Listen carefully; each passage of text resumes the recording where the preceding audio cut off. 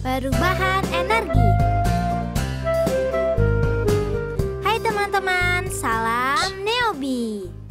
Ada 5 hal yang perlu kita ingat tentang perubahan energi.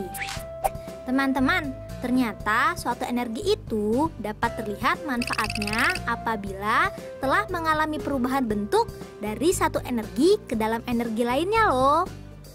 Apa saja ya perubahan itu? Yuk kita bahas satu persatu. Pertama, energi listrik menjadi energi panas. Teman-teman, energi listrik ini dapat diubah menjadi energi panas loh. Contohnya, setrika, solder, penanak nasi, kompor listrik, dan lain-lain. Setrika merupakan salah satu alat yang mengubah energi listrik menjadi energi panas. Digunakan untuk merapikan pakaian yang kusut. Menggunakan alat ini harus berhati-hati ya. Meninggalkan setrika yang sedang menyala sebentar saja bisa membuat pakaian hangus loh. Contoh selanjutnya yaitu solder. Solder merupakan alat bantu merakit atau membongkar alat elektronik yang menggunakan papan PCB. Solder listrik digunakan untuk menyambung kabel kecil pada hubungan yang terputus. Solder biasa digunakan oleh tukang reparasi TV, tukang reparasi radio, tukang servis komputer, dan lain-lain. Penanak nasi juga merupakan contoh energi listrik menjadi energi panas. Penanak nasi ini dapat memasak beras sehingga menjadi nasi loh. Caranya, masukkan beras yang sudah dicuci dengan air secukupnya. Lalu tutup penanak nasi. Nyalakan tombol pemasaknya. Lalu diamkan sampai terdengar bunyi klik. Dan nasi telah siap disantap. Kompor listrik merupakan alat elektronik yang mengandung kumparan yang dapat mengubah energi listrik menjadi energi panas. Kompor listrik digunakan untuk memasak air, sayur, dan lain-lain. Yang kedua, energi listrik menjadi energi gerak. Energi listrik juga dapat diubah menjadi energi gerak loh. Contohnya, kipas angin, mesin penarik air, bor listrik, gergaji listrik, dan lain-lain. Kipas angin adalah alas listrik yang digunakan untuk menggerakkan udara. Biasanya digunakan saat udara sedang panas. Di dalam kipas angin terdapat dinamo, yaitu alat yang dapat mengubah energi listrik menjadi energi gerak. Kipas angin juga sering dipakai untuk mendinginkan mesin komputer loh. Mesin penarik air. Alat ini juga mengubah energi listrik menjadi energi gerak.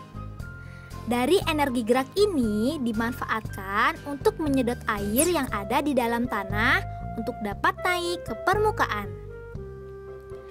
Alat selanjutnya yaitu bor listrik.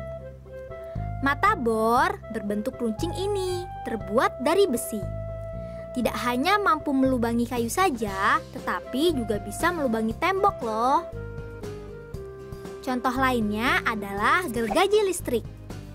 Gergaji listrik digunakan untuk memotong kayu dan juga untuk menghaluskan kayu. Yang ketiga, energi listrik menjadi energi cahaya. Energi listrik juga dapat diubah menjadi energi cahaya teman-teman. Contohnya, lampu, monitor komputer, dan lain-lain. Lampu sangat dibutuhkan manusia untuk penerangan. Lampu sangat beragam.